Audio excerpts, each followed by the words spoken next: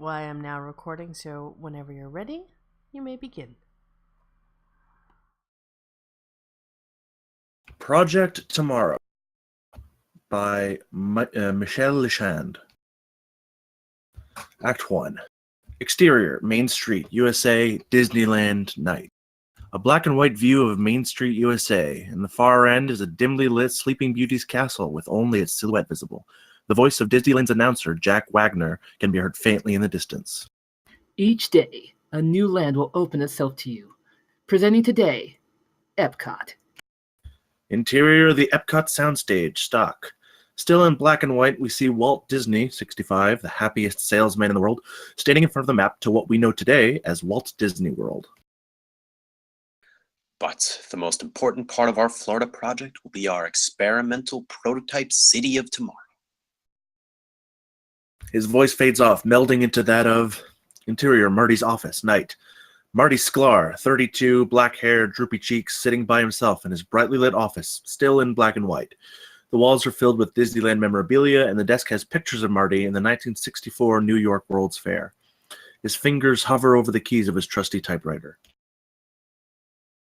We call it Epcot. Intercut Marty and Walt. Marty writes, Walt speaks. Not a puppet and his master, two minds working together. The experimental prototype community of tomorrow. A place that will never be completed. But we'll always be introducing and testing and demonstrating new materials and systems. Marty! It will never cease to be a living blueprint of the future. Marty! Where people actually live a life they can't find anyplace else in the world. Marty! Marty stops. He looks up and sees Card Walker, 50, square-jawed, square-thinking, stepping through his fantasy. Marty. Walt's dead. Write something. Interior, Marty's office, day.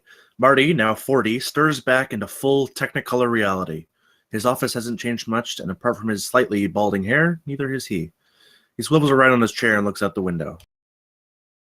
Exterior, WED Enterprises, day. The sun shines down on this modern building. A very space-age logo on the exterior says WED Enterprises. Super, Glendale, California, 1974. Interior, Marty's office, day.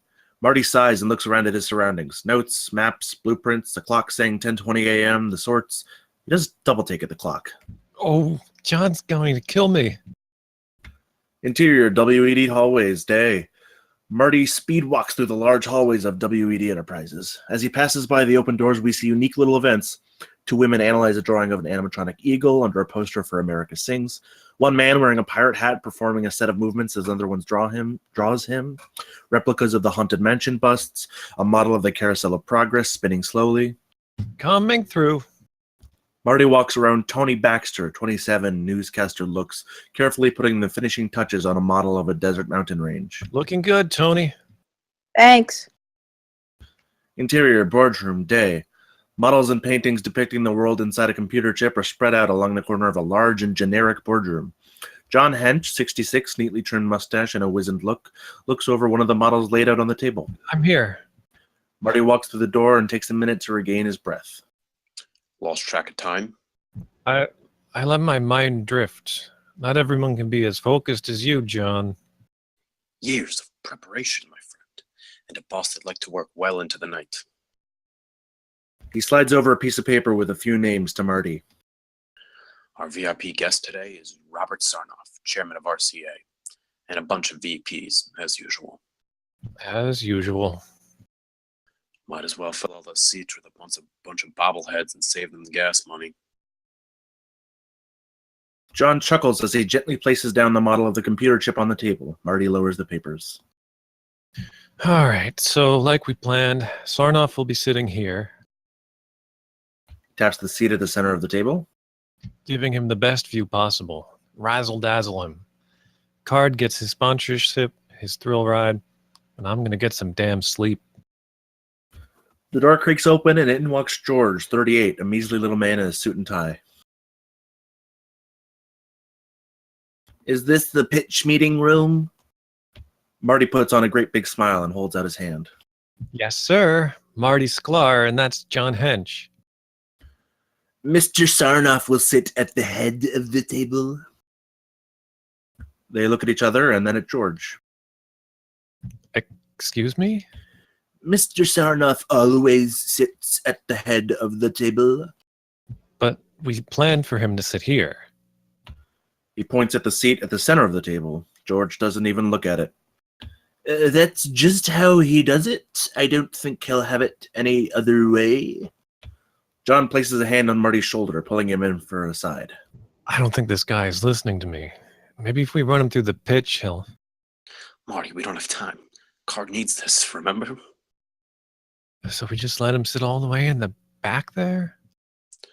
Our concept is great. The pitch is strong. It'll speak for itself. Marty is agape. John nods to George. Bring him in. Interior boardroom later. Robert Sarnoff, 56, gray hair and dried up face, sits at the head of the table, surrounded by VPs with the same gelled black hair, the same square jaws, and the same serious looks. Marty and John are on the other side of the boardroom. The former smiles nervously. The latter clears his throat and raises a microchip.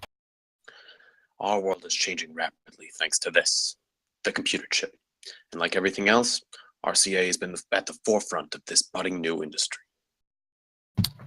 But we at WED want to ask the following question. What happens inside a microchip? Oh, we know the science. But sometimes science needs a little magic to be real. And that's what RCA will be bringing to our guests visiting tomorrow to Mad Kingdom. Sarnoff starts writing a note. Marty notices but continues. The latest in ride technology, mixed with the latest in Disney magic, brings you a thrilling journey into a computer chip. He passes the note to his VP, who reads it. His face becomes whiter than white. Without saying a word, he passes it to the next VP.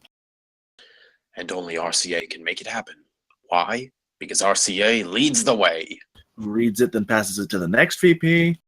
With a simple investment of $10 million, RCA will help in the thrill ride revolution. Guests will be shrunk down to the size of a microchip. Marty gets distracted, his eyes following the note as it gets closer. And experience a fight against an evil virus bent on destroying...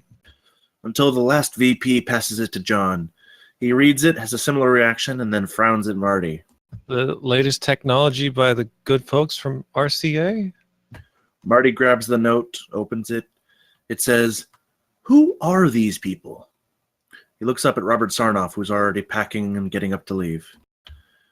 Interior, Card's office, day. A luxurious workman's office with diplomas and official portraits filling the walls, currently being used by Card Walker, now 58, still a square, who's talking at the phone. Let me through.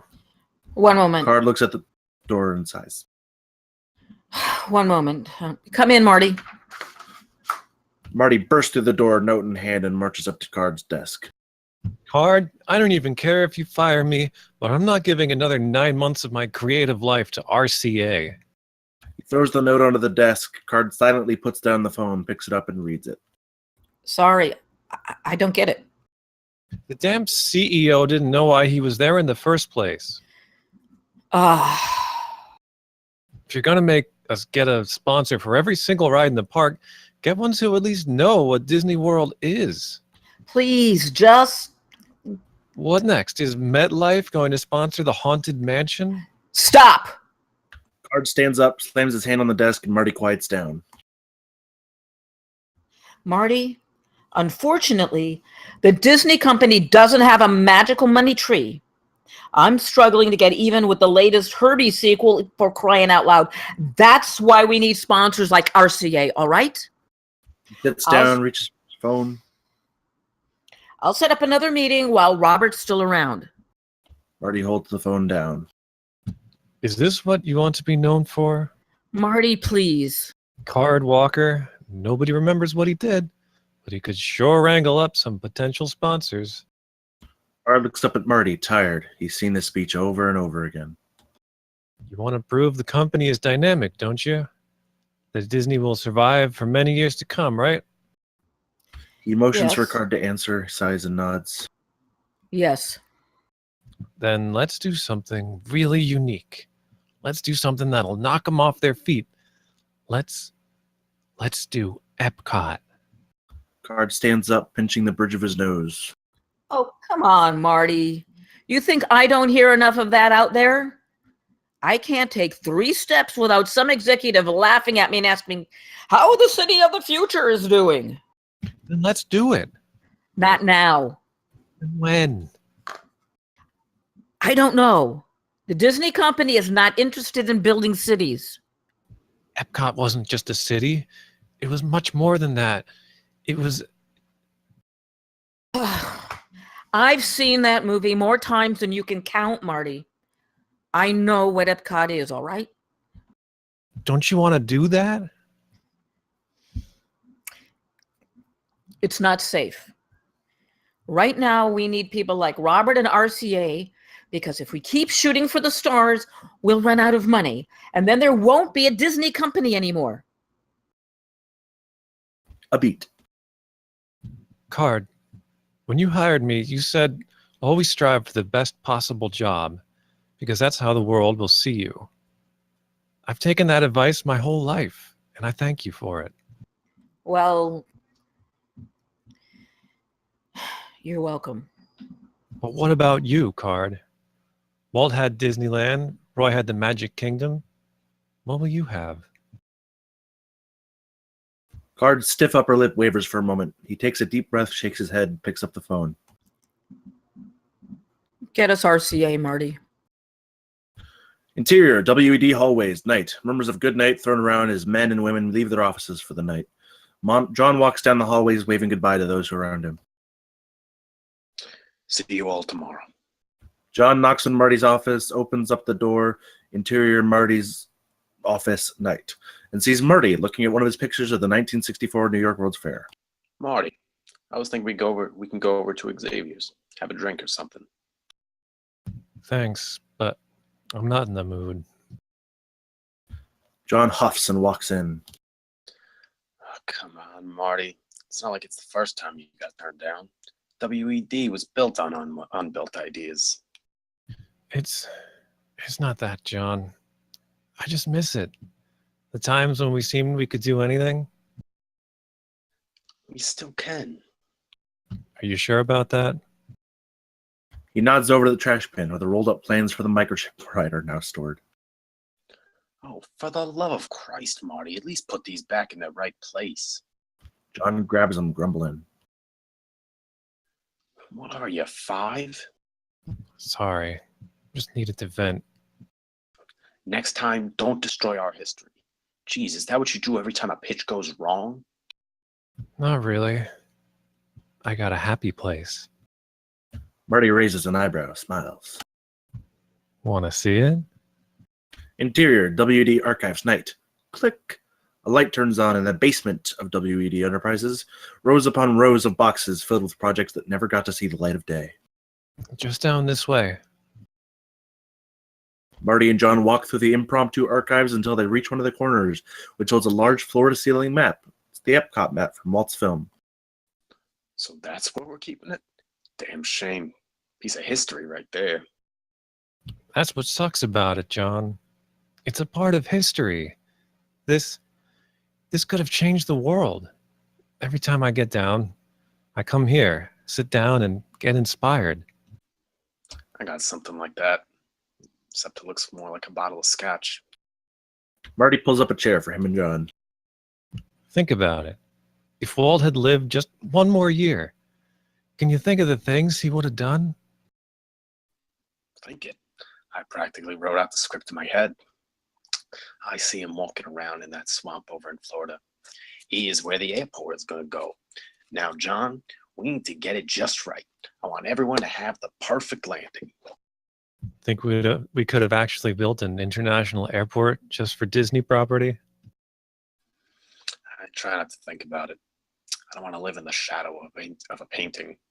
Least I can do is try to pull it away. They look at the map in silence, nodding in sync.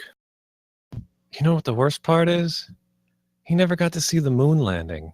Oh, he would have loved that. We'll probably have arrived the next day going, all right, boys, now let's send our guests to the moon. A light bulb goes on inside Marty's head. The rocket to the cosmos. Yeah, that's what he would have called it. Marty jumps up and rushes back into the aisle of boxes. He runs his finger through the dates, trying to find the right one. John's right behind him, confused. 1964. It was 1964. He finds the right folder, slides it back, and slowly pulls out a drawing. John, I think I got it. Interior Marty's office, montage. Night turns to day and day turns to night as Marty and John work over the secret designs. They build rough models with pieces of plastic. John scribbles something, throws it on a growing pile of paper. More and more people join them in this room until fade 2. Interior boardroom, day. 2 knocks and George walks in the boardroom, just like before. Is this the George trails off as his eyes scour the lavish designs of a rocket roller coaster through space, all launching from a recognizable structure John is gently placing on the table. Space Mountain. Meeting? Impressed? Marty walks up from behind George. Mr. Sarnoff always sits at the head of the table. Fine, but listen to me. Whoever sits there He points to a seat in the center. is the person I'll be talking to. And if Mr. Sarnoff sits there, He points to the seat at the head of the table. then he won't hear or see a thing, and someone will have to answer for it. Got it? George nods meekly and disappears back into the hallway. Nice speech. Thanks. Where was that Marty last time? Probably buried down there with all the other concepts Walt never got to build. The RCA people walk in. Sarnoff is about to sit at the head of the table when George steps in. The Disney people would like you to sit here. And pulls up the seat at the center of the table. Sarnoff looks at the seat, Marty, John, and then interior, WED cafeteria, afternoon. Kaboom! Marty and John stand in the cafeteria surrounded by their fellow Imagineers. And one of Sarnoff's VPs went, could Disney really do this roller coaster? Can we? Mr. Sarnoff, if you sign those papers, I can assure you that there won't be a person on Earth who won't know the name Space Mountain. Mountain. Coming to the Magic Kingdom in 1975. They all laugh as Peggy Ferris, 30-ish, smartly dressed, piles of books on her arm, hands Marty a bottle of champagne.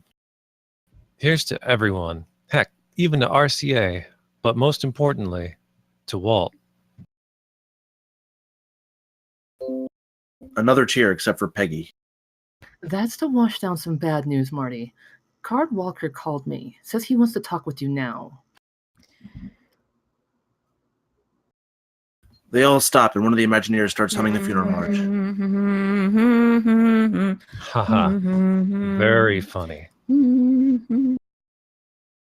He passes the bottle to John, who struggles with it as Marty heads inside his office. Interior Marty's office, afternoon. Staring at a snow globe with Mickey, Marty waits for his call to be picked up. Card? I heard about what you did with Sarnoff. Good job, Marty. Intercut Marty and Card. As it turns out, all we had to do was ask Sarnoff to sit at the center of the table. Turns out no one had thought of that. I knew you could do it. Thanks, Card. Listen, Marty, I've been thinking About what? about what you said here in my office 2 weeks ago.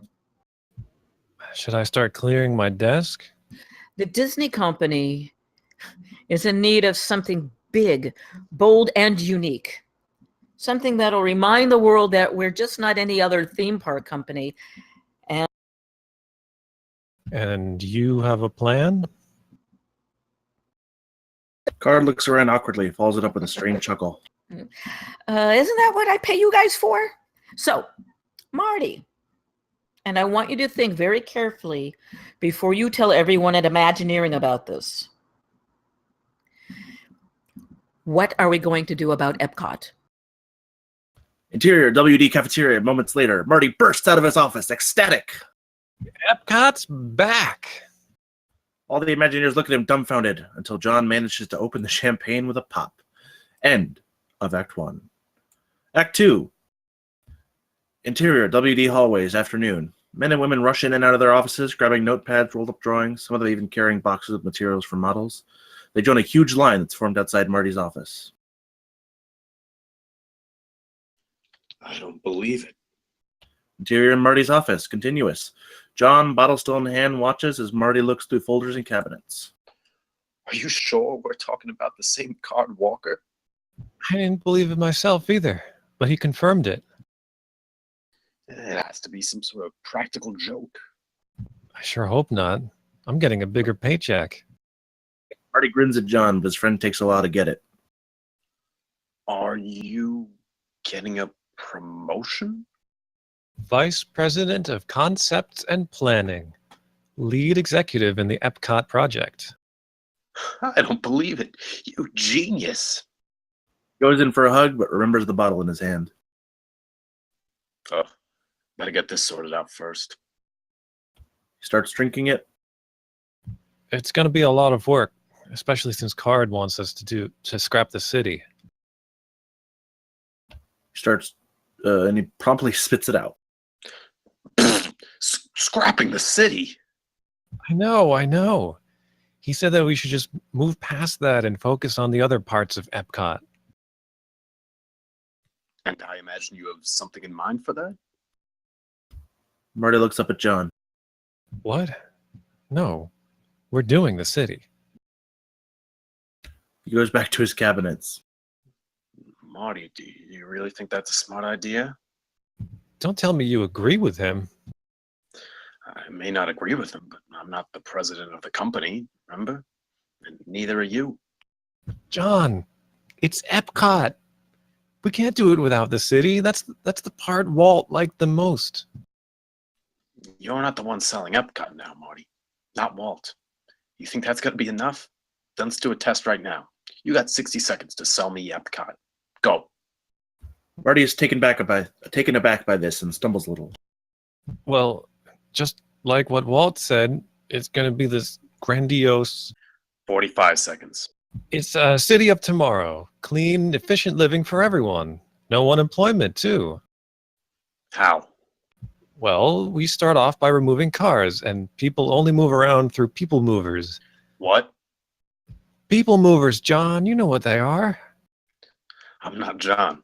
I'm an executive. And all I know right now is that the Epcot you're selling to me sounds like a money sinkhole. But it's not... John slaps his wristwatch and does a loud alarm noise. Time's up. No green light for you. Turns out selling a city is not as easy as selling a roller coaster. Marty crosses his arms and tries to look disappointed, but all he can manage is exasperated and lost. I don't want to lose hand of the project. I don't want to lose Epcot. Not again. You won't, as long as you know what it is. Marty stares at his window, rubbing his chin. When was the last time we watched the film? Interior, WD hallways, continuous. John pokes his head out of Marty's office. How many of you have watched the Epcot film in the last year? A few people in the line raise their hand, mostly through the older Imagineers. The younger ones look around in shame. That's okay. I haven't either. He claps his hands and points to the back of the hallway. Screening room. Let's go. The Imagineers all follow John and Marty down the corridor past Tony, who's still working on his model. Almost there. A female Imagineer looks up and pulls him into the crowd. Wait, just the finishing touches. Interior screening room later. Imagineers start screaming into the cramped screening room, eventually forcing some of them to stand on the aisles. Marty and John walk past them and into the projection booth, continuous, where John goes over to a shelf containing some movie reels right next to a poster of 20,000 Leagues Under the Sea. Take it from me. He pulls out a reel marked Epcot 1967. Doesn't hurt to refresh your memory once in a while. In the screening room, continuous. The lights dim and the Imagineers shush each other. Slowly, the familiar light shines from the projection booth and the movie begins. Tomorrow, a project so vast it has already been called a whole new Disney World. Walt Disney World! Some of them laugh as we fade to interior Epcot Soundstage, 1966. Walt Disney sits on top of a table, stick in hand and a smile on his face. And now, Walt Disney. Intercut screening projection Epcot. Cheers and hollers from the audience. Marty and John smile. Welcome to a little bit of Florida here in California. This is where our early planning is taking place for our so-called Disney World project. I had a larger introduction written down. He told me to keep it simple. These are businessmen we'll be talking to, Marty. Short words. John laughs, reminiscing. Today, I want to share with you some of our ideas for Disney World. Our plans include an airport of the future, down here in Osceola County. Some of the younger audience members chuckle. Yeah, like Orlando would ever let us do that. But the most exciting, by far, most important part of our Florida project, in fact, the heart of everything we'll be doing in Disney World, will be our experimental prototype community of tomorrow, Epcot. Woo! John looks at Marty with a raised eyebrow. Sorry. Just had to. By now, I'm sure you're wondering how people will live and work and move around Epcot. So let's get into some detail. We pan through the audience as they look on with a mix of amazement and disbelief. They're not really buying it. But as the graphics displaying the intricate planning for Epcot fills the screen and as simple animations display a plan for the future, their expressions change. At this central station in the industrial complex, passengers disembark from the monorail and again board people mover cars that radiate through each facility. The male Imagineer from before leans forward, interested. That's genius. Shopping areas where stores and whole streets recreate the character and adventure of places around the world. Theaters for dramatic and musical productions. In the back, a group of Imagineers start drawing wildly, murmuring to each other as they brainstorm a set of ideas. In attractive park-like settings, the 6 million people who visit Disney World each year will look behind the scenes at experimental prototype plants, research and development laboratories, and computer centers for major corporations. Even Marty follows along, nodding and smiling and going, ah. By the time Walt comes back, he's got them all in the palm of his hand. It's an exciting challenge, a once-in-a-lifetime opportunity for everyone who participates. Speaking for myself and the entire Disney organization, we're ready to go right now. The film fades to black and the lights come back up in the screening room. One by one, the Imagineers start clapping. They stand up, they cheer, and they go even wilder as Marty and John walk down the aisle and stand in front of the screen. All right, everyone, simmer down, simmer down. Once they're all back in their seats, Marty takes a deep breath. Mighty big shoes to fill, huh? Laughing from the audience.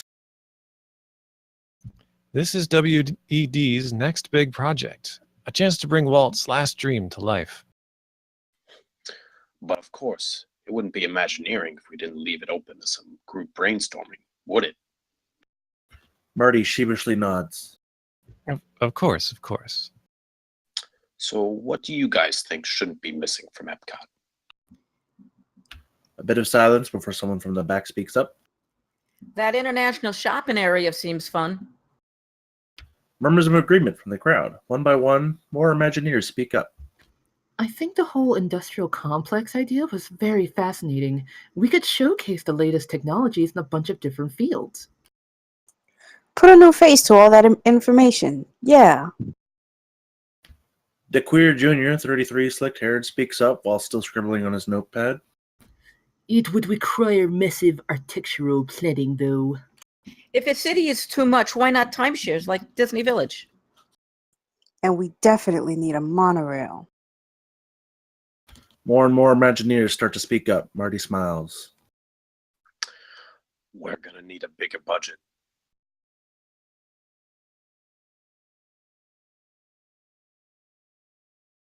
We're going to need a bigger room. Interior, Florida conference room, days later. Workers mull about a large room. Whiteboards and corkboards dot the repainted walls, whilst tables now hold a variety of work-in-progress models. John watches as they finish putting in the original Epcot painting, now part of the wall. Now that's more like it. John turns around and we see that the largest table is now home to an impressive model of Walt Disney World. It has 3 big yet rudimentary additions to its center. Thanks, fellas. Marty, his sleeves rolled up and his clothes bearing a familiar been wearing these for days look, waves to the workers and turns to the model. Mind bringing out your executive friend for a while, John? That's weird. Thought you didn't like executive hench. Letting out a nervous chuckle, Marty massages the back of his head. I have to take this to card at some point, don't I? Won't hurt to have some training. All right, take me through it. Marty stretches his arms and smiles. Welcome to Epcot, circa 1975. He points at the tallest model, a rudimentary recreation of the urban center from the Epcot film. We start off with this, the new Lake Buena Vista. Leaning closer, he points at a series of modern houses with a cardboard monorail track connecting the entire area. This is our residential area, a mix of the old and the new, a trendsetter. People will live here and will follow all of Walt's ideas about transportation, urban planning, the sorts. Marty has a gleam in his eye as he gently moves around the model. John, on the other hand, looks a bit distraught. Jeez, that's bigger than the Magic Kingdom. Of course, it's a city unlike any other. And this? John points to 2 half-circle structures to the left of Lake Buena Vista. It takes a little while for Marty's eyes to let go of the city. That's the World Showcase, a beefed-up version of that international shopping area Walt wanted to do. Nations from all over the world will sponsor exhibits. Might even have an attraction or two, like a proper World's Fair. Marty picks up a bunch of little flags and waves them around. From the United Kingdom to the Philippines in just a minute. And what's this? John points to the structure right of the city, 4 white buildings. Ah, that's the industrial complex, or as we call it, the Epcot Future World Theme Center. Now here, our guests are going to get to see, touch, hear, taste, and smell the future. As Marty taps each of the buildings, This one's the Community Pavilion, and this one is all about science and technology. The third pavilion is communication and the arts. Finally, we come to the center of it all, Communicore. taking a step back, he opens his arms, pointing to the entire model. This is our Epcot, not just a city, not just an international shopping mall, and not just an industrial complex. Something true to Walt's design. You sure keep mentioning Walt. Marty stops and looks up at John, adjusting his glasses. It is his design, John. I get that, but maybe it's a bit of a crutch. Are you doing this just because Walt was behind it? No, Because that's what it sounds like. I guess I just hope that mentioning the one man who got us here would maybe make them see just how important this is to us. John just nods at Marty's comment, and off his look at confrontation, we fade to interior Marty's office, day. Marty stands near Peggy, showing him a folder of clippings. This is the latest information I've been able to get for our pavilions. That's great, Peggy. He picks one of them up and narrows his eyes. This one's dated from 10 years ago. There's a lot of closed doors in the research world, Marty. Don't you want me to open those doors? That sounds like it's going to cost us money we don't have. All I'm saying is maybe we should go do a conference. Get scientists and politicians together so we can work these things out. It would certainly be more interesting, wouldn't it? Well, we've got the right people. We've got you. Peggy rolls her eyes and notices something on the door. Marty? She points at the door and Marty turns around. It's Card, hands behind his back, waiting. Can we talk? Exterior, WD Enterprises, day. Marty and Card walk down a shaded path outside the WD building. I thought they were only going to meet tomorrow. This is the Disney company's biggest investment in years, Marty. Can you blame me for checking in early? Marty gulps and shrugs. Not a problem, I guess. So tell me what you guys have. If we just go back inside, I'll show you the models. No models. Just tell me a story, Marty. A story about your Epcot. They stop underneath a tree as Card crosses his arms.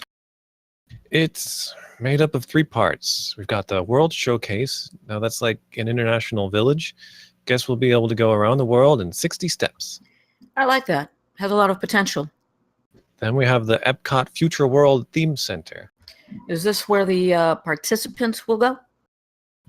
Yes, that's where the sponsors will go. It'll be the original industrial complex, but with some of the Disney magic, taking our guests through the latest advancements in all fields of science, technology, communications. All I'm hearing are good things, Marty. Now, He leans in as if he knows what's next. the third part.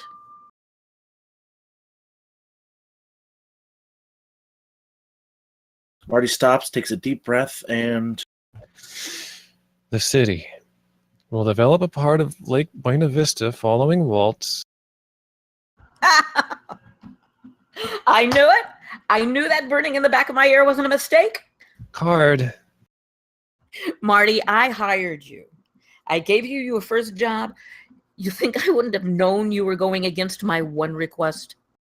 The city is a fundamental part of Epcot, Card. If we don't do it, then The city is a lie. Marty, you think Walt would have gotten away with it? A city with no homelessness, no unemployment, no dissatisfaction? It was good, but he wasn't God, that's for sure. Did you want me to kill Epcot in front of the Board of Executives? no. But I also didn't want to present a neutered Epcot, Card. I wanted to do something true to the original vision. If we do a city, Marty, then there won't be a game for us to change anymore. Marty stands there, hands by his side, in silence. He nods. All right. You don't get to go back after wasting WED's time with this, Marty. I think if we get the money, then we should consider pushing the city to the 3rd or 4th phase of the project. No. Card is taken aback by Marty's yell, and so is Marty. We'll get more outside people in. People who don't have any connections to WED. You'll have your fresh eyes. Just give me this one chance. Epcot can't open without the city. Card tries to look angry, but he just sighs and pinches the bridge of his nose. How do you plan to do that, Marty? A future world conference? Interior, Marty's office, moments later. Marty sits behind his desk, smiling. Future Technology Conference, I think. Marty, that's. Are you sure that's a good idea? We haven't even settled in on a finished concept yet. Bringing in outside help might. Muddle it up? I know. But everyone here is so excited. We need to use that. Keep the Epcot spirit going. John grins. That's great. That's really, really great. Oh, they're gonna love this. As John leaves his office excitedly, Marty sinks in his seat, clasping his fingers and sighing to himself. End of Act 2. Act 3, exterior, Contemporary Resort, day. Sweeping shots of the Contemporary Resort shining in its modern design. Almost 10 years ago, Walt Disney revealed to the world his dream for a better, brighter future. And now you can be a part of that dream. 70s titles appear over the screen saying Epcot Future Technology Conference. Come to the Epcot Future Technology Conference, hosted at the Contemporary Resort in beautiful Walt Disney World. Images of the Contemporary Resort and the Magic Kingdom. Right outside the Magic Kingdom, featuring the brand new Space Mountain. Cut to a series of shots, concept art of the various locations inside Epcot. The beautiful World Showcase with the grand courtyard of nations in the middle, UN meets Olympic Village. Come meet World Showcase. A look inside one of the pavilions designed to look like a mini London with a miniature Big Ben and men dressed as bobbies. Only permanent World's Fair in human history. The Future World Theme Center with its sprawling technocentric design. And don't miss out on the Epcot Future World Theme Center. One of the exhibits inside Communicore, a theater with several gigantic screens surrounding the guests showing images of possible futures. A dazzling display of latest advances in science, technology, communications, and the arts. And finally, Art of the Finished Walt Disney World, a spectacle of American free enterprise. Come to the Epcot Future Technology Conference and have a say on the future. Interior Contemporary Convention Center, night. A screen playing the video in a loop is standing on the corner of a lavish convention center hall with thousands of guests filling it. Two familiar figures stand by the screen, Marty and John. The former looks like he'd rather be anywhere else in his gray plaid suit. The latter looks comfortable in his suit and tie. Talk to anyone interesting? I'm pretty sure I talked to someone from the Nixon government. Makes sense. They've been recently unemployed. Marty nervously chuckles more than once. Jesus, Marty, you all right? Sorry, I'm just, first public showing. Epcot's the belle of the ball, and you're its chaperone. Big shoes to fill, eh? Oh, please don't remind me. You need to relax first. Calm down. Maybe you should go take in some fresh air, Maybe I should. Yeah, maybe I should. And once you come back, I'll introduce you to these folks talking about solar panels. A beat. Marty looks around, not sure how to react. Well, I think it's interesting. Exterior, Contemporary South Balcony, night. Marty walks out of the Contemporary Resort into an open, raised area where a few other men hang around, smoking and talking to one another. He stops at the railing, hands in his pockets, and sees in the distance the Magic Kingdom. Sighing, Marty leans over the railing, feels the wind in his face. I'll be damned. He opens his eyes and turns around to see Robert Sarnoff, drink in hand. The Disney kid. Skylar, right? Sklar, I'm surprised to see you here, Mr. Sarnoff. Why is that? You think RCA wouldn't be around for the future of American free enterprise? Future of what? Sarnoff takes a few swigs of his drink and looks at the park in the distance. Card sent me a personal invitation. Said he wanted to make sure RCA was among the first companies to see Epcot. Marty's eyes widen. Tired of all the schmoozing, I bet. Huh? No, sir, No need to lie. I know how it is.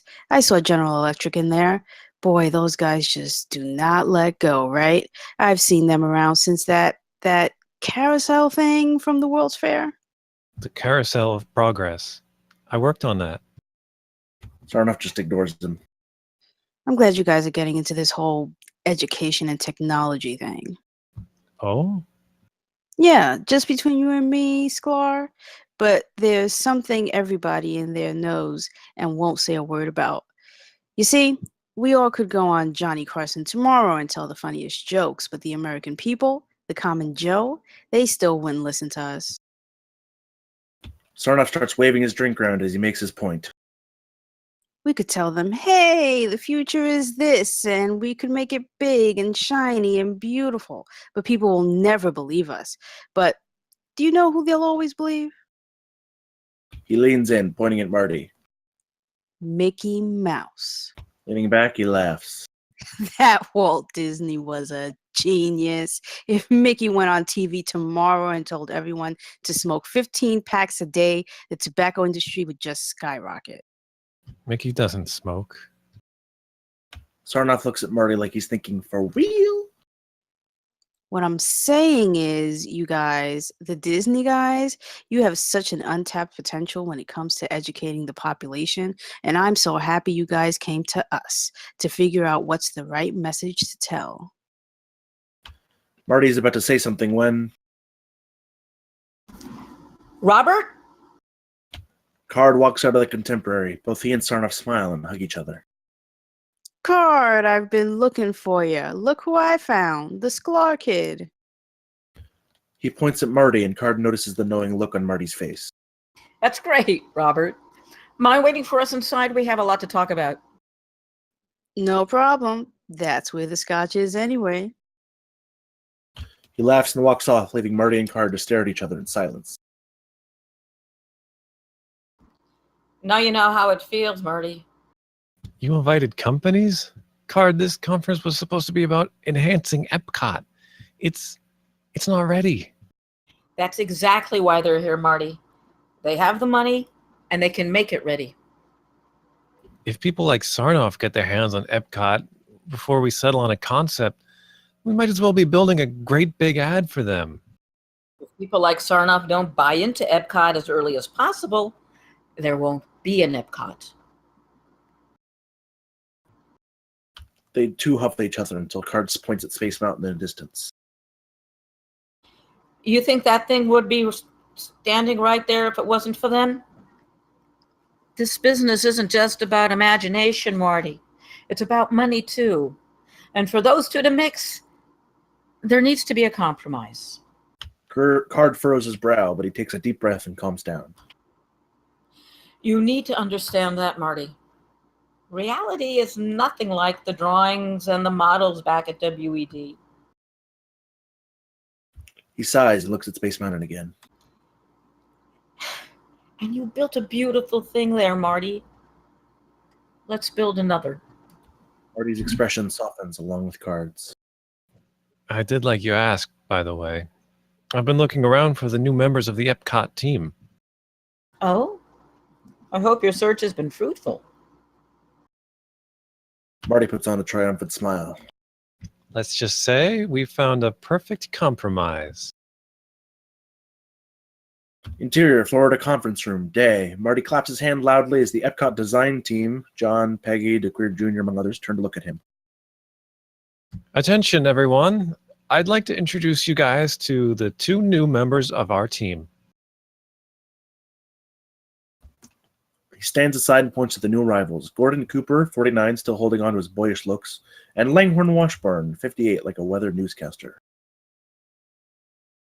Gordon Cooper will be our VP of Research and Development, and Carrie Langhorne Washburn will be our VP of World Showcase. The team immediately gawks toward Cooper. Al B! You were one of the first Americans in space! Cooper waves it away, smiling. It was nothing. I always say the real heroes that day were Mission Control. Interrupting him, the Imagineers rush to shake his hand, leaving Marty and Langhorne to look at each other. Sorry, Mr. Washburn. Astronaut's a bit more showy than former Assistant Secretary of Commerce for Tourism. I'm used to it, Marty. I'm used to it. Truth be told, I'm just glad to be out of Washington. Cooper looks over the crowd at Langhorne. You're with the government? Was. Jumped ship long ago. Before Nixon? Langhorne stops, narrows his eyes. Cooper furrows his brow. Okay, listen. Not everyone in the government broke into Watergate, you know? That's why I chose this job. Just wanted to leave that behind. Brush it under the carpet. Well, yes, if you want to put it like that. But also because it's Disney. Does anybody hate Disney? I mean, I wasn't even that involved with Nixon, and people still hate me. Rightfully, do you think? Not up to me. I just want to sit down and ride the Pirates of the Caribbean, my favorite ride. Cooper's expression softens. You're kidding. It's my favorite too. How can you not love it? It's so well done, so detailed, so lovingly crafted. Yes, yes. And when you get to that auction scene, We he wants the redhead. redhead. They both laugh and pat each other on the back. Marty does a see, with his eyebrows to John. So glad to find a fellow fan like you, Mr. Washburn. Please, call me Langhorne. We'll be working together, won't we? Yes, yes. In fact, let's talk about Epcot, Mr. Sklar. Marty stands behind the map. It's been redone and looks better, but still has the same layout as before, down to the city. This is our current design for World Showcase. That's where the nations of the world will sponsor exhibitions showcasing their homelands and cultures. That's going to be a bit of a problem there. What do you mean? All countries belong to the Bureau of International Exhibitions, and their charter limits official participation by a country in an expo by at least 1 year. You can't have a country sponsor a permanent exhibition, folks. Marty and John look at each other, confused. Well, let's put that aside and focus here on the Future World Theme Center. Let me start with the Science and Technology Pavilion. We plan to have an exhibit on orbital space station. He holds up a little model of an orbital space station similar to Skylab 1. Cooper laughs. That's not the model you're really using, is it?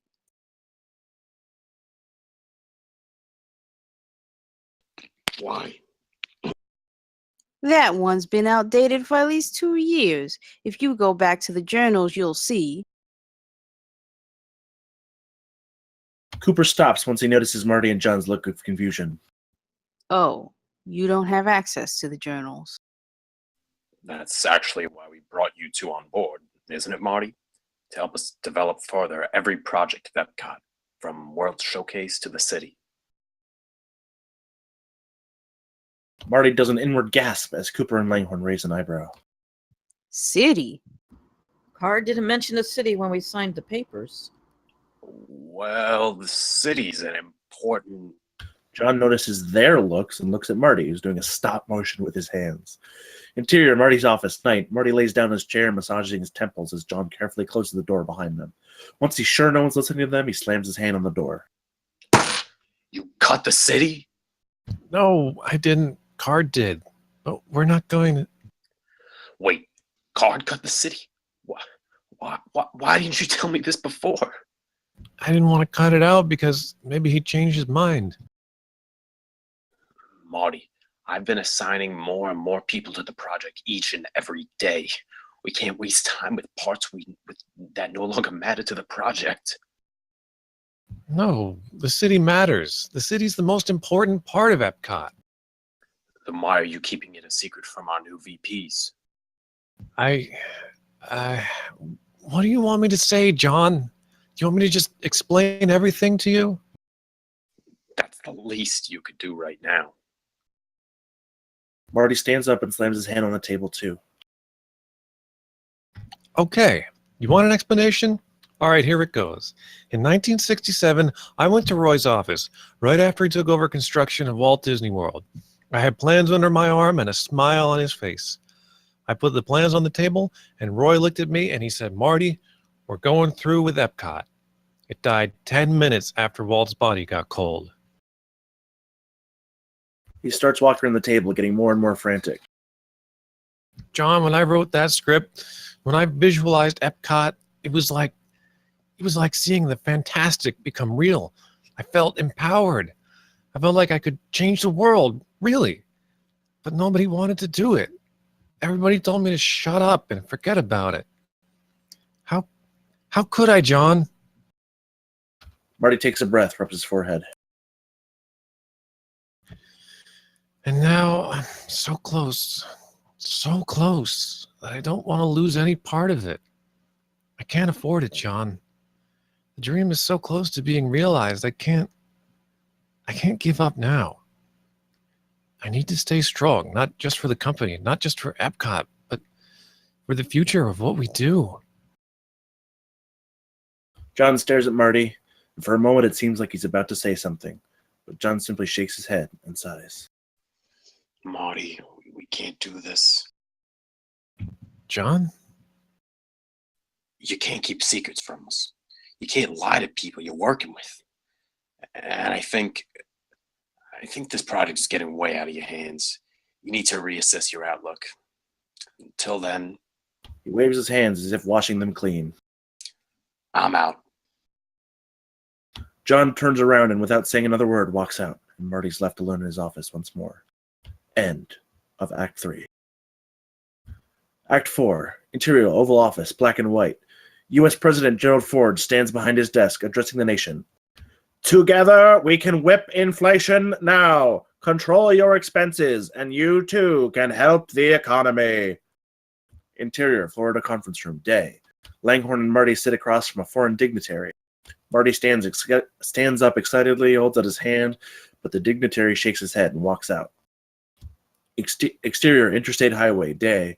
Helicopter shot of an empty interstate highway with the lower thirds indicating this is a news broadcast. With the rise and fluctuation of gas prices, Americans are choosing to stay home and leave their cars in the garage. Exterior, Walt Disney World entrance sign, day. The once busy road leading into Walt Disney World now with only the occasional car. Interior, Card Walker's office, day. Card looks through graphs pointing toward a downward spiral. Oh, Jesus. Interior, Florida conference room, day. Cooper and Marty sit across from an executive.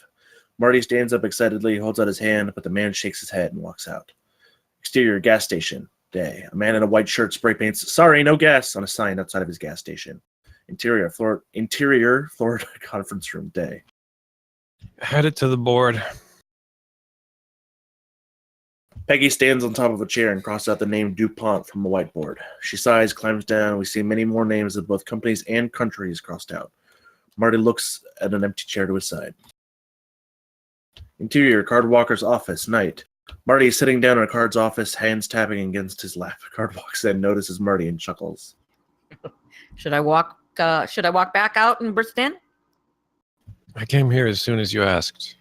Good, that's good. Card sits down, pulls up a yellow folder on his desk, and starts leafing through it. How's Epcot going? Fine. Langhorne and Washburn are great additions to the team. Good, good. No funding yet, I assume. Marty doesn't overreact. He just stares for a beat, and then lets out a... Yes. Marty, I'm sorry. Don't be. Not your fault. No, not that. Although I am sorry I couldn't help you more. It's just that, well, sit down, please. Marty does as asked. I just got the latest attendance reports and the box office returns from the studios. We're not making a lot of money, Marty. The country's not in a good situation. I've been watching the news. And to make things worse, I'm about to be promoted to CEO. Marty does a double take and breaks into a smile. Card, that's amazing. Not right now, Marty. Not right now. Card leans back in his chair, wipes his mouth in preparation for what comes next. The board wants a CEO that knows how to spend money. And that's why I'm scheduling an executive review of Epcot in 2 days. If the project goes $1 over budget, who knows what might happen? Marty looks heartbroken, but that might just be his general look nowadays. I'm sorry, Marty. I'm really sorry. You're acting like I don't have a chance, Card. Their stipulation, Marty, is that I'll take over the project if it doesn't pass the executive review. Card sighs, taps his fingers against the desk like a ticking clock. You'd be moved out of creative development. I'm sorry. Interior, projection booth, night. Marty stands by himself in the projection booth, watching. Interior screening room continuous, the Epcot film being projected on the big screen. That's the starting point for our experimental prototype community of tomorrow. And now, where do we go from these preliminary plans and sketches? A person stands in front of Walt Disney. It's Peggy. Marty? The projection stops, and Marty steps out of the projection booth. Oh, Peggy. You still around? You asked me to deliver the latest research for the theme show. Yeah, that. She hands him a folder. He leafs through it way too fast to read anything. Thanks. You clearly didn't read a thing. Did you like our work on Epcot? Peggy raises an eyebrow. Is this a prank? I'm just asking. Did you enjoy our time so far? It's been a blast, Marty. I got to sit in front of meetings at a conference, and we've got one scheduled with Ray Bradbury for next week. That's going to be fantastic. Marty hands the folder back to her as she continues. And you know, writing about fantasy worlds is fun, but there's something palpable in writing about our world. You feel like you can actually change it. That's a good feeling, Peggy. Hold on to that. Peggy watches as Marty hobbles out of the room. Interior model shop, night. John watches Tony work on the model for the Desert Mountain Range, this time with mine train tracks all over it.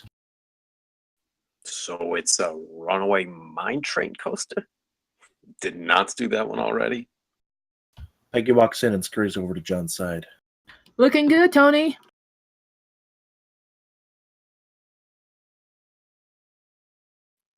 Thanks.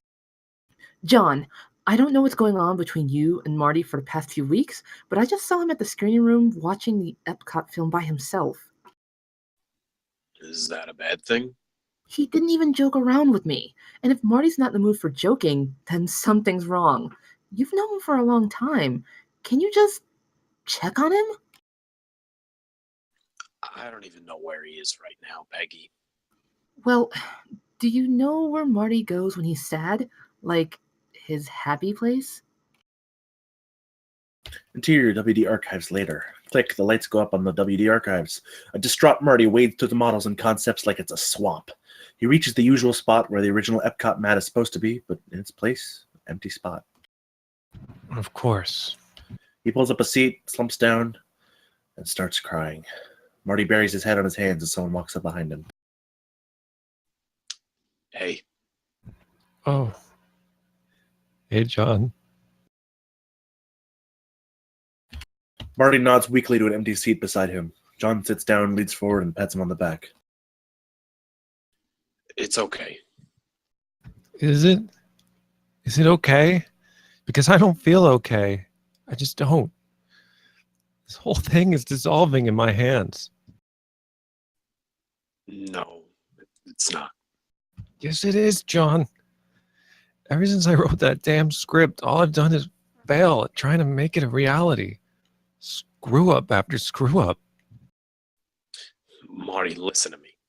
That dream, that Epcot, it died with Walt.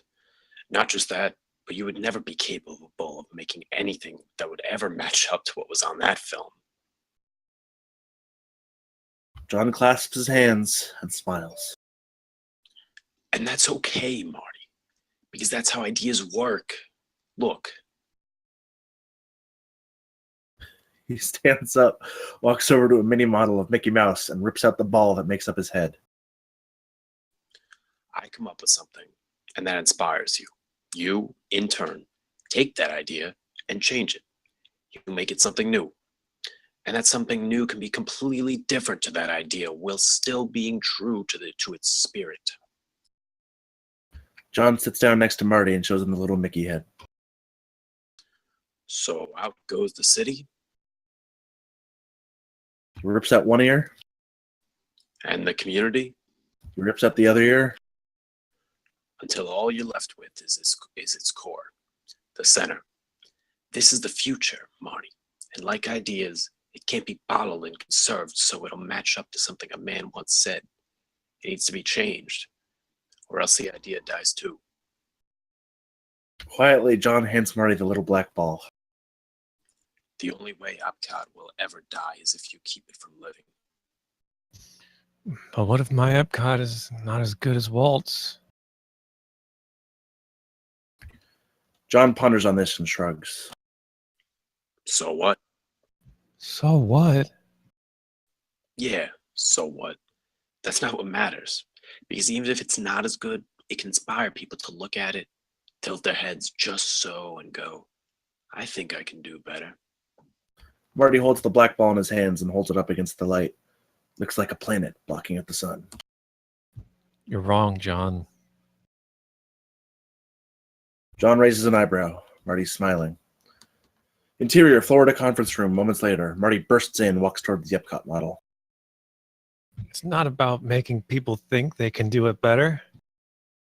John follows Marty as he rolls up his sleeves even more and steps in front of the city. No. It's not just that. Take a deep breath. Marty grabs the model of the city, closes its eyes, and rips it off. It's where past meets the future. Grab the other one. Marty starts moving the Future World Theme Center model forward. John looks at him, confused at first, but soon smiles, nods, and starts moving the World Showcase model forward too. It's about giving people the knowledge so they can look at it, tilt their head just so, and go, I know I can do it better. They push the two models together, breaking a little of them. That's They let go of the models and take a few steps back. Epcot. Off Marty's pained but gleeful face, we fade to interior Florida conference room days later. Card, quiet and focused, entering the room with a gaggle of executives right behind him. He stops when he sees Marty and John standing behind a covered table. The Disney people would like you all to sit there. He points to all the chairs organized in a row against the wall. The executives sit down without complaint, but Card takes a while to do so. We regret to inform you that the Epcot you've known so far is dead. Instead, something new has risen in its place. Something different, yet still quite the same. John takes a step forward and reveals the new model. It's the two separate parts, now connected with one lagoon in the middle. To the south is the World Showcase, to the north is Future World. First, there is World Showcase. More than just a permanent World's Fair. Here, the guests will have a chance to experience authentic cultures from around the world. In just one day, you'll be able to visit more places than someone visits in a lifetime. Try to imagine a world within a world. A Rhine River cruise through Germany, a cable car ride past Venezuelan waterfalls, and a trip through sumptuous Japanese gardens and scenery. All possible in World Showcase. The executives all look mildly impressed. One of them even does a little clap. Then we come to Future World. Where we ask our guests, you've seen what the world of today. Now see the world of tomorrow. The model has changed a little. Now there are only two Now there are only two areas, one to the east, one to the west. Oceanography, health, agriculture, energy, transportation, and space. We won't just present the problems facing today's society, no. We'll present solutions. But at the end of each experience, we'll ask, what next? Every guest will leave the park knowing that they are now part of the future. Epcot Center, a living blueprint of tomorrow. They stand there in silence. Nobody says a word. The executives look at each other down at their notes until... Seems like it'll fit our budget. On cue, the executives clap lightly. Card's eyes stay glued to the model as if he's in a staring contest with it. Exterior, WD Enterprises, moments later. Pop! John manages to open the champagne bottle without a hitch, as all the Imagineers are now outside, celebrating. Marty watches the celebration from underneath the tree. Card silently walks up to him. That was a good pitch. Thanks, Card. But it's not over, Marty. There's a lot of people are just waiting for our next move. Epcot Center is not just a theme park. It's a mission statement. Card steps in front of Marty. I'm going to need more than dreamers. I'm going to need doers. Can you give me doers? I can give you triers. That's not my line. I can give you triers. Card isn't sure if he's joking or not. Card. We need to shoot so high and so beautifully that even if we miss our target, people will go, I can't wait for the next shot. That's my dream. Card looks at Marty, unsure of what to say. Marty just nods and starts walking away. Oh, Marty. He stops and turns. It's going to be a tough road. A lot of people are going to try and knock you down. Heck, maybe even I'll try to do it. I can't assure you Epcot Center is going to look the same when it opens. Marty looks at the party, at the sky, and then at Card. He smiles for the first time since the pitch. And that's the most exciting part. With a wave, Marty turns around and returns to the party, leaving Card in the background, standing by himself, hands in his pockets. Interior, Florida Conference Room, day. Space is being cleared up for the new Epcot Center models. John and Marty stand in front of the model. That's Epcot. No, there's Epcot. Version 1. We got executive approval, but until the shovels are on the ground and the budget's on the books, this is all just a plan. Marty chuckles. Yeah, still a lot to be done. But trust me, John, this is going to be big. The perfect way to honor Walt's last dream. Marty smiles to himself, and John looks at his friend worryingly. Just as long as you don't lose your way, Marty. I'm right behind you. He claps his hands and turns around, hands on his back. All right, everyone. Welcome to the Epcot Center War Room. These next few years are going to be tough as nails, but let me tell you something, folks. It'll all be worth it when those first guests walk through the turnstiles. The Imagineers give some light applause to John's speech. Now I'm gonna pass the word to your guide of creative development, Marty. Cheers from the audience as Marty waves to everyone. Everyone, let's give the world something it has never seen before. I know if anyone can do it, it's us. The whole gang claps and cheers. As the Imagineers disperse, John stands in front of the model, contemplating it with a smug grin on his face. It's an ingenious design when you think about it. John, we literally slammed 2 models together. Look at it. And we've got the theme show right at the middle, the big key to it all. I don't know how we're going to do it, really. Sum up the whole message of Epcot in one show. Marty pulls out the little black ball and starts playing with it. Introducing the people to Epcot Center, to time, to space, man, and its little spaceship Earth. No big deal, eh? He laughs and walks away, but Marty stands in place. Yeah. He holds the ball in midair right above the theme show. Spaceship Earth. We slowly make our way out of the model shop as Great Big Beautiful Tomorrow comes in for its final chorus. So there's a great big beautiful tomorrow setting at the end of every day. There's a great big beautiful tomorrow. Just a dream. Slam to black. End of pilot. Yeah. Hardaway, why don't you? Great singing at the end there, Tin. Thank you. I forgot how most of it went, except for the Just a Dream Away part. Yeah, that was great. Yay! Okay, cool. So that was Project Tomorrow by Michelle Lishan. Thank you so much for submitting your script. It was a TV pilot. I think it's great. I put some of my feedback in the text that I think, seeing some of Marty's personal life not only would elevate it, but I think it's necessary. You say he had kids and he had a wife, so I'd definitely like to meet them in the pilot episode. But let's now talk to our readers, starting with E.L. Drayton. Did you have any thoughts on the script you'd like to share?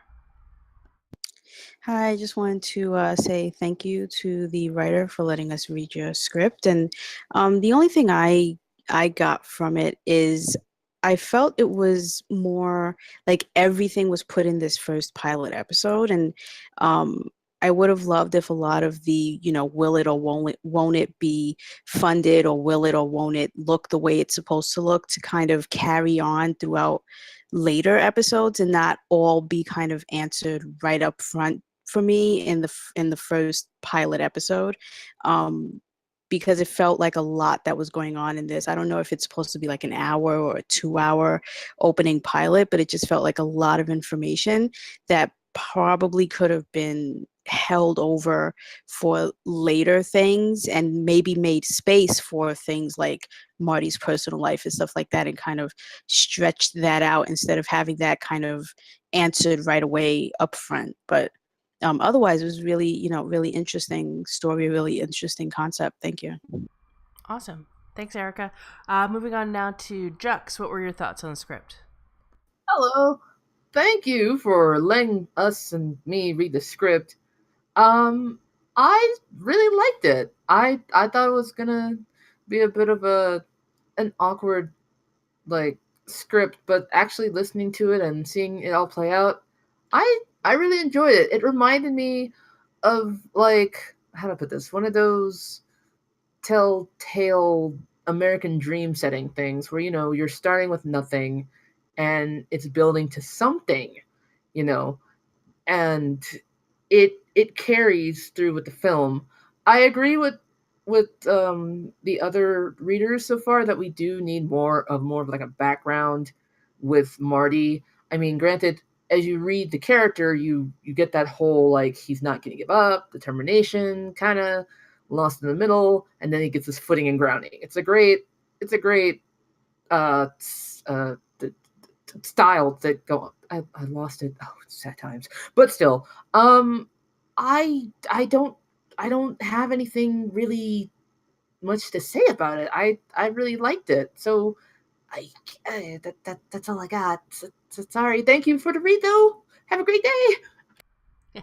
That was more than enough, Jux. Moving on now to Kelly. What were your thoughts on the script? I really liked reading it. It's a really good script. Thank you. I've got to agree with the other people. It's so focused in the office situation that there's no real dramatic tension. And if this were a movie, this is a great full-length movie. But if it's a TV pilot, it's a one-shot. It would be like a TV special. I agree. There needs to be more background on the characters.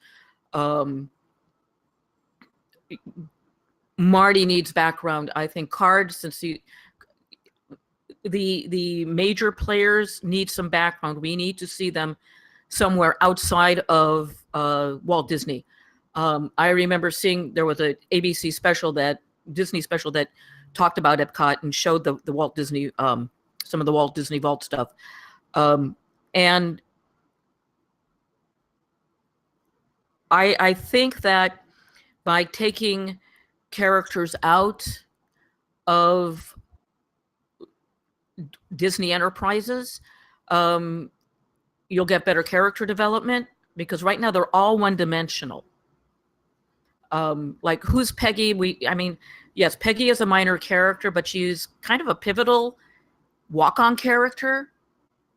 So maybe seeing something more about her, especially if it's a pilot.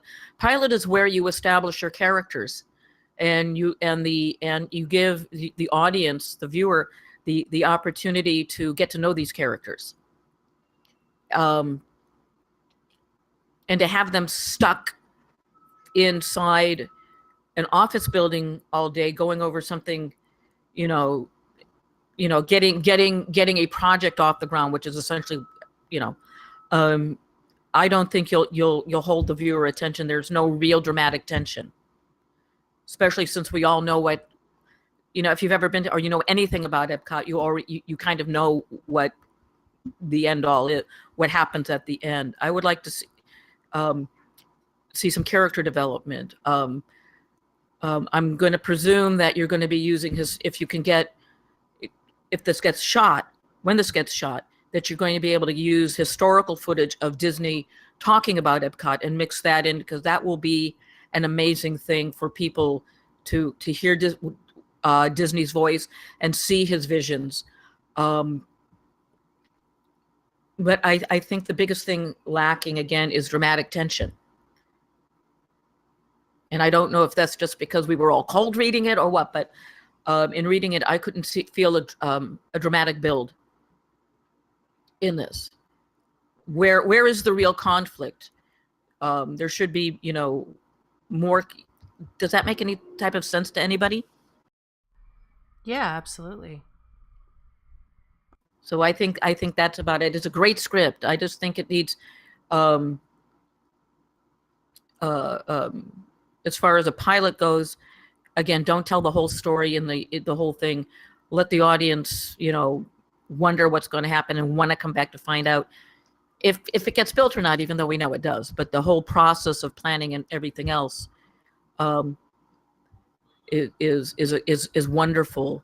And in viewing the comments about diversity, more females in this, we're dealing with a period piece. So unless you're going to combine characters into making them women,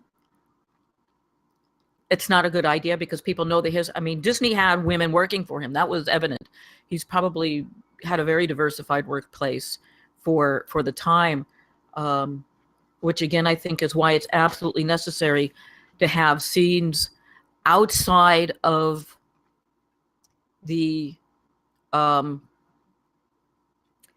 office, just so you can make the whatever scale it is about women in their behaviors. So that's about it. That's all I have to say. Yeah, totally. I think we're all on the same page about that note, which is one of the cool things I think about table reads. When you can hear from multiple people, if you're getting the same note, then it's something to address. But let's see if we can get some other thoughts. Moving on to Michael. Michael, what were your thoughts? Well, first of all, I want to say thank you for letting us read this, because, as I said, I love the history of Epcot, and so I really love this script. Especially from a non-native speaker, this was amazing. I mean, it felt like you were a native speaker of English. So a few things. A small thing: when you write your dialogue, when you stagger your sentences, you just put a dash and you connect the two parts of the sentence, and it would help a lot if you put a space there, because when I was reading the Walt Disney lines, I was getting a little messed up because they were so close together. And you also do what I said to do in some of your description lines, and that's a little jarring at times. So instead of putting a dash and a space, sometimes a period would make the flow much better. I thought that's the whole city conflict was really, really great, but I just wasn't seeing anybody who would conflict with Marty. Card sort of had everything sorted out by the end. John, they were buddies by the end. Nobody was really, I'm against Epcot. And I know you're going for like a realistic thing, so I don't know if anybody like that existed, but it might help. I really like the historical accuracy. That makes it so much better. I really like that. What else? Yeah, I agree with all the thoughts on the storyline, and that you need to space it out a little more. And yeah, people need to be more three-dimensional. Card could have used something. Peggy could have used something, but I had one more thought, but I just forgot it. Okay, I guess that's it. Thank you very much for letting us read it. I really, really enjoyed it. Awesome. Thanks, Michael. And it was good to have you back. Moving on now to Cheddar, who played Marty. What were your thoughts on the script? Well, first of all, thank you for submitting this script. It was a really good read. I really enjoyed it. And I really felt for the character of Marty. Like, I think you did a really good job showing the pathos of his situation as the idealistic dreamer, kind of having to let go of some of his dream. And I think that's hard to pull off, and it worked out really well, because I did not have to do much to portray him kind of breaking down and sobbing. I was like really touched by it. So yeah, good job on that. I don't really have any criticisms to put out there, anything different from what's already been said. I just, agree with what everybody's saying. I'd like to see more of his background and everybody's backgrounds and stuff. So, yeah, that's about all I have to say on the subject. Thank you again. Really enjoyed it. Word. Thanks, Chad. And finally, Tintin. What were your thoughts? All right. First off, I just want to say I'm sorry to everyone again. I don't know what's going on with me today. For the couple times I messed up, I'm just gonna contribute to put it down to I was really excited that I just started reading everybody's lines. Strat, obviously I've read the script before. I read the last draft. I love it. I still love it. I cannot explain how weird the feeling is because like this is exactly the kind of script that the series Bible, that'd be great. But this is not a script like historical docudrama, just not something I'm particularly into. I don't watch a whole lot of TV today anyway, and I still love this. It's written very well. It's still written very well. Obviously, you got some typos and whatever, but that's minor. That's clean up later. You're very good. Thank you, Cheddar. I don't know how much you changed from the draft I read. Partly because I was just focused on reading instead of kind of really comparing, and partly because it was a couple weeks ago. But so I don't know if it was just like a placebo effect or if you did end up like actually improving it. But one of my notes last time was like that the relationship between Card and Marty felt too flip-floppy, and I didn't really get the sense, I didn't know when they were good and when they were not and why they kept going back and forth. I don't know if that actually got fixed or if it's just me thinking about it, but it felt better in this version. I understood Card more, and I understood their conflict and like where the conflict was coming from more. I got more that Card was just like, look, I'm with you, but the executives above me are not, and I have to listen to them.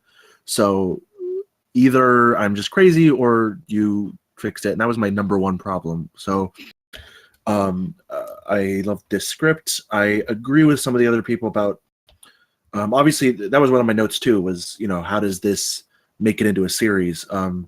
You explained it to me. If you want to explain it to everyone else in the chat, maybe if you want. But I will say the adding some personal subplots and doing a little more explanation, you could maybe cut out, I don't know, some part of this, like move it to the next episode, and maybe in your like 3-episode plan for the building of Epcot, have that be like 4 episodes instead, so that you have more space for personal lives and subplots.